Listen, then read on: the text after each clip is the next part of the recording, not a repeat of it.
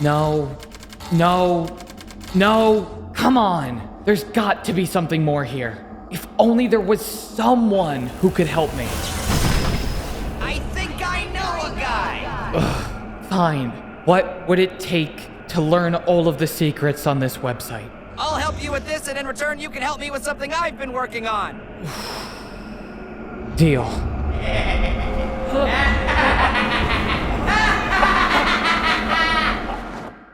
Hello all, and welcome to the extremely cryptic Gravity Falls website, thisisnotawebsite.com. This is a continuation of our Book of Bill series, but our first episode since the website has been updated. If you haven't watched our previous two videos, there's a card on the top right-hand side of the screen for the full series. In this episode, we're gonna do a deep dive into this website, going over this strange device, why weird codes are showing up, and who we're really talking to. We're gonna go so far, in fact, that this will most likely be the longest and most in-depth video in this series, so let's get right in. In the last two episodes, we discussed Bill's control over the Gravity Falls TV show and his trauma related to his parents. Funnily enough, since the website was updated, we've gotten clear evidence that our theory might be a little more than just a theory. Only a few short hours after I uploaded that second video, the website was updated. Zeus was proud that he fixed the website and the countdown restarted. Once the time finally came, we actually got something new. We're seated at a desk in a dark room, the Book of Bill to our right. There's a strange device in front of us that when clicking turns it on. We can see that this device was made by McGucket Labs and lets you input a prompt that it may or may not respond to. Putting a character's name, such as Stanford Pines, can give you some exclusive content about said character, and putting a sentence such as "Is hell real?" will lead to a text response. If you input something that isn't a valid prompt, you see a red X flash on the screen. Even though this website can give you exclusive character information, it may not be able to give you anything if the character is dead. Scrimbles is an elf in the book that you kill by turning the pages, and inputting his name into the device will give you life form not found. Luckily for us, this exact thing is what proves our previous theory. In that video, we said that Euclid and Scalene were Bill's parents, and Euclidia was his homeworld / dimension / universe that he destroyed. Again, the book uses these words interchangeably. Typing Euclid or Scalene both pop up with life form not found, confirming that they are in fact deceased, and typing Euclidia confirms that it is a dimension that was destroyed. If you write Tantrum, a code from the book, it will pop up with a discussion between Bill and the Time Baby. The Time Baby says, "I know your crimes, Cipher. Taking a new home will not make up for the one you've lost. What you did to the countless souls of Euclidia, you said you liberated the people of your dimension." Here we get confirmation that Euclidia is his home dimension, and then at the bottom, the Time Baby says, "What would your parents say if they could see what you've become?" What would S-C-A-L? Those are his parents. Euclid and Scalene. That's so exciting. We got a theory confirmed only hours after uploading it. Knowing all of this will help us greatly in understanding this website. Let's start actually diving into it. The first thing we need to ask is, who are we communicating with? This question is pretty easy. The responses we get from our prompts are very indicative of this being Bill Cipher himself. Putting the prompt portal will have a response that reads, "Portal.exe has been deleted. I bet you could build one." A portal is how Bill is able to fully enter a dimension to take it over, and is the driving force of his character. Putting TJ Eckelberg will result in an angry comment saying that we should never say that name again due to Bill's hatred for The Great Gatsby and the initial password for this website. And the most obvious ones are direct Bill Cipher quotes. Putting buy gold will generate a response that says buy due to this iconic line. Remember, reality is an illusion, the universe is a hologram, buy gold, buy! And putting "you're insane" will read, "Sure I am, what's your point?" which is a direct reference to this line. You're insane! Sure I am. What's your point? We are clearly communicating with Bill Cipher here, just like we do in the book, but something doesn't add up here. Throughout the book and the website, there are secret codes that appear. In the last video, we started putting most of them together. The author's symbols are usually written by Stanford, Bill's symbols are written by Bill to add more jokes in the book, Theraprism seems to be a universal language, and Runic seems to come from the Vikings. All of the codes in this book and website make a lot of sense, except for one: color. Whenever a color cipher appears, it doesn't seem to come from Bill. We've previously seen Bill write in other ciphers in his book, such as here on the Shaman page where he writes in Theraprism text, which henchmaniac ratted me out. However, when the color cipher appears, it once again appears that Bill isn't the one talking. If you type "I'm still on your mind" into the prompt, you get a video of Stanley and Ford out in the ocean talking to each other. However, when the video glitches at the very end, we can see a suspicious string of colors. This is, in fact, a color cipher, and translating it reads, "Shh. Little Billy wore Velcro until he was 16. He said shoelaces were fascist, but we really think he just couldn't figure out how to tie them." This is referring to Bill in the third person, as well as revealing something that I doubt Bill will ever want people to know. In the book, on this page on the bottom right corner, we can see yet another color cipher. This one reads, "The axolotl thinks he's won, but Cipher's games have just begun." Yet again, Bill is being referred to in the third person. Something is off about this. These texts are clearly not coming from Bill, but then how could they be here? If Bill has total control over this book, which we know he does from the website where Stanford said, "It seems the book is always changing, reflecting the tortured mind of its author and reader alike." And Bill says in the book that its pages are paper made from pressed, pureed brain matter. I can invade anything with neurons, so I can project anything I want in here. So if he has total control over the book, and we previously determined that he's the one responding to the website prompts, how could these messages be here? Well, to answer this question, we first have to understand the color cipher. If we were just looking at the book, it would be extremely difficult to figure out who or what region uses these color ciphers. There are only 4 moments where this text shows up, and 2 of them are simply to say the words irregular and holy mackerel. If we want to understand this question definitively without needing a margin of error, we have to turn to the website. The one we previously looked at was this one from the "I'm still on your mind" prompt. From this alone, we can see that this appears to be someone who knows Bill's childhood. The only people who could possibly know this would be other Euclideans or someone who's in Bill's head. Either way, this doesn't really help us understand this language's context. We need something else. If you type the prompt, "forget the past," you get this really long and confusing image. And as you probably guessed, it is a color cipher. This one translates to something quite interesting. It reads, "2 dimensions to and fro, you always know which way to go. If you're lost, don't be afraid. In Euclidia, you've got it made. Run too far to right of frame, you'll appear on left again. Jump too high, don't cry or fret, you'll pop up from the ground, I bet. In this space, there is no fear, loved ones will be ever near, roles and rules always clear, Euclidia, we hold you dear." And before you say anything, this isn't me making a typo, this is how "no" is spelled here. This is... wow, this is a lot. Clearly, this appears to be either an anthem or a poem dedicated to the dimension of Euclidia. But what does everything in the middle mean? Well, think about it. Run too far to right of frame, you'll appear on left again. This is clearly a reference to Pac-Man. We know for sure that Euclidia is a 2-dimensional world, similar in style to Exwahilia from Journal 3. Stanford said that he mistakenly believed that this was Bill's home world, only to realize that it wasn't, but instead a world that is very similar. This world shares clear similarities to the iconic Pac-Man map. When you go too far right in Pac-Man, you'll appear on the left side. While the next line, "Jump too high, don't cry or fret, you'll pop up from the ground, I bet." Doesn't make too much sense considering there is no up in a two-dimensional world. This just seems to be a continuation of the Pac-Man joke. This is clearly, like we said before, either an anthem or a poem dedicated to Euclidia.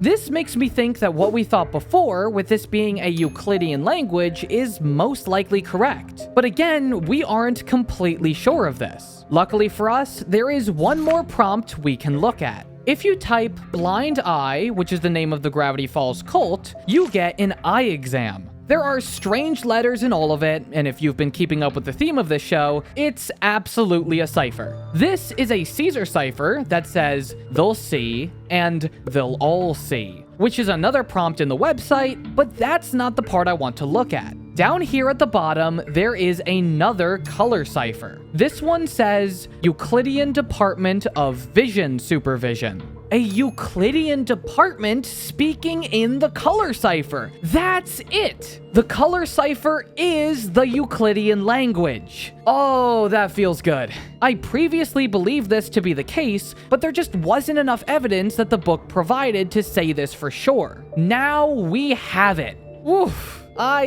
I can't celebrate for too long, can I? This just created so many more questions, didn't it? Damn. All right, back to work. We know that this language is Euclidean, but then we have to ask, if Bill is the lone survivor of the Euclidean massacre, who is writing these prompts? Well, we saw at the end of the Book of Bill that Dipper learned Bill Cipher's language. P.S. I can write codes too, it's not that hard. So can we be sure that this isn't just someone who learned the color cipher? I mean, we did it, and like Dipper said, it's not that hard. Well, we previously showed a message that was all about Euclidia, and nobody knows about Euclidia, not even Stanford. The only people that we've seen who explicitly know about Euclidia are Bill and the Time Baby. But neither of these two could be writing this text. It couldn't be Bill due to the message revealing one of his secrets, and it couldn't be the Time Baby because at the end of the show, Bill kills the Time Baby. How about this? While the Time Baby isn't dead forever, the cipher in the credits of Weirdmageddon Part 1 says it will take 1,000 years for Time Baby's molecules to reconstitute. I haven't checked the clock in a while, but I don't think it's been 1,000 years yet. This has to be someone else. There is one more color code that we haven't looked at yet, though. At the very end of this book, there is a very long string of runic text at the top. It says, "Just fit in," repeated multiple times. Typing "just fit in" into the website shows a video of children playing the perfection game, where you have to put shapes in their respective holes before time runs out. Every few seconds, a single frame flashes with color text, which reads, "Rockabye Billy, please don't you cry. It's not your fault you have that strange eye. Stay safe with mommy, you'll never fall. And we'll always love you, sharp angles and all." Interesting. This seems to be a lullaby sung by Bill's mother, Scalene. This makes sense. It tracks with the other message about his shoelaces. It mentions that Bill only wore Velcro until he was 16, and we really think he just couldn't figure out how to tie them. They used the word "we," which suggests that they knew him personally. But there's one more thing that's interesting. The name they use to refer to him. Everyone calls him Bill or a nickname like the one that Stanford uses, which is My Muse. But here, this person keeps calling him Billy, a very cutesy and personal name. Not just in this one, but the last one as well. Rockabye Billy. It isn't just here, but also in the book. In the Silly Straw story we were discussing in the last episode, they also say Billy during a very personal story about him. This all seems to be written by either Scalene or at least one of his parents. Yes! Oh no. This creates even more questions, doesn't it? Come on, man. Can't I just celebrate for 1 second? No, we're doing a 1 second celebration. Woo! All right, enough. Let's get back to it. If this is written by his parents, or even anyone else, how? How could anyone else write in this book or in the website responses? Especially if they're dead. This makes no sense. Okay, we just need to calm down. We can figure this out. Let's just think. Okay. Well, there is something we can look at. If you type into the website well-being, which was a code that was previously seen in the book, it will display Bill's patient file. If you do it again, you'll see art therapy notes, most likely mentioning Bill drawing his parents, but if you do it one more time, you'll see his phobias. These include 3D glasses, Venetian blinds, and TV static. TV static, huh? Where have we heard this before? Ah, yes! In the book, on the page where he talks about messages on your TV, he says, have you ever really listened to the static in your TV? No one believes me on this one, but there's something going on there. Hold your ear up to the monitor, flip between the stations, wait for the white noise to become deafening. Listen, do you hear them? What's even more interesting is right underneath is another color cipher. This one says, he never sleeps, he never dreams, but somehow still he hears their screams. Does he hear screams in TV static? Is that why he fears it? Well, there's only one way to find out. On the website, there is a frequency dial which can turn the display into static. Nothing really happens here unless you sell your soul to Bill first. Typing Nate Swaff will open a prompt to allow Bill to own your soul and create a link between you two. After signing it, the candle will turn blue to reference his own blue fire. With you and Bill now linked, turning the dial to static will let you hear something cryptic and kind of horrifying. Let's play it. This would seem like nothing unless you reverse the message. And there's another one that says,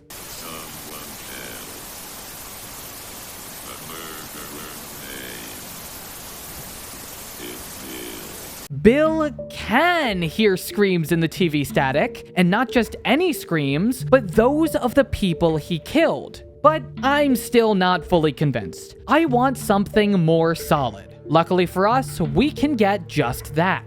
On the back wall of this room, we can see Latin, Valles Cineris, which means Valley of Ashes. Typing this into the computer shows little baby Billy being held by his parents who say, why did you do it? And what's that? His parents are static. Haha! But what does this mean? How can he hear and see the people he killed? And yet again, how can these people communicate, not just through the TV static, but through the book and the website as well? Well, we know that Bill has control over the book pages, but have we seen any other people writing in it before? Well, yeah, we have. Inside the front end paper of the book reads, Olaf was here. Now, this makes sense because it isn't contained inside the book. It's technically on the outside. We've also seen Stanford write in the book, technically, but he wrote on his own pages and inserted those pages within the book, so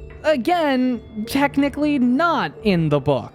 But there is one interesting part that I mentioned in a previous video that will help us greatly here. On the skin page, at the very bottom, it reads, Help, this is not Bill Cipher. My name is Grembly Hemberdrak of Zimtrax 5. I'm one of thousands of beings Bill has devoured over trillions of years whose souls are now trapped inside of him. Interesting. So someone Bill has devoured was able to write in this book. Even though they are dead, they can communicate to us through Bill. Maybe there's something more that can tie this all together. One thing that this all reminds me of is a very specific prompt in the website, that being Stanley Pines. Entering this will send you to an eBay listing of brass knuckles, something that's very iconic for Stan's character. However, if you were to type it again, it would give a different pop-up. Gold chains for old men. And then another, until... Wait, what's this one? Is this OVERTON on Steam? Wow, the lore-heavy video game that I'm in? The one that's perfect for theories and analysis? The ideal game for anyone interested in lore journeys like Gravity Falls? Sorry, I know that was a mean place to put this, and I'll make this really quick, but you should check out this game. It's an indie game that's 100% practical effects, and the lore is quite interesting. I gave a small lore drop in my last video, which will hopefully help you all in the future for discovering the secrets within it, but you should really go wishlist it. Thanks. Now, let's get back to it. Going through all of these stand prompts will lead you to the Wheel of Shame, where Bill presents all of Stan's dark secrets. This includes his ex-wives, fears, unreported crimes, but most importantly, how he beat Bill. Clicking on this will display a message that says, "He didn't. I'm still here, sucker!" Now, just like before, you can click this multiple times to display different messages. Bill will slowly get more and more angry until things start to take a turn. After pushing him to the edge, it starts to get eerie. "What are you doing to me? Do you even fathom how much pain I'm... Sometimes when I close my eye, I can still see..." And then it turns to ciphertext, and then goes on to say, "I can't turn it off," before screaming. Throughout all of this, there is slowly more and more static. Luckily for us, we know what this static means. And what does this coded text say? There are 4 different ciphers here. The first one is alchemic, the second one is author, the third one is theraprism, and the final one is color. These all translate to "through the eyes of everyone I've ever..." And then the last word is missing. So what is Bill saying here? He's in pain, and when he closes his eye, he can still see through everyone he's ever... We can probably assume that this last word is either possessed or devoured, but this also seems to make sense. Why are these final words in a whole bunch of different ciphers? Because he seems to be able to see through different people's eyes. The same way he's able to see and hear them through static. Most importantly, he says he can't turn it off, which means he can't fully control it. I want to point out a very important thing about this book and the website. Whenever we see the color cipher in the website, it's always during a glitch. Now, this would be fine. Maybe Alex just wants to hide it more, but it's also the same in the book. Whenever a color cipher appears, it's when the pages are glitching. Wait, something isn't right about that sentence. When the pages are glitching? How can a page glitch? We showed before that some of these color ciphers share very private things about Bill, and now we're dealing with glitching pages? Wait, that's it. We just said that Bill can't fully control the souls he's devoured, hence why he tries to avoid static and stops himself from reflecting on past trauma, but yet the souls inside of him are still able to communicate. They are hidden in the website, they are writing in the books, and that's why there are glitches. The page isn't glitching, it's Bill that's glitching. Bill doesn't have full control over these souls. But if they can communicate independent of Bill through things that Bill controls, then that would mean that the souls are able to use Bill's powers, and that just seems absurd. I mean, I guess it would have to be true if they can add to the responses that Bill writes on the website, and if they can add to the book, which Bill manipulates with his powers, but this doesn't feel right. If the souls inside of him were able to use Bill's powers, why have we not seen this happen before? Ugh, my head hurts. I'm growing mad. Wait, I'm growing mad. Oh my god.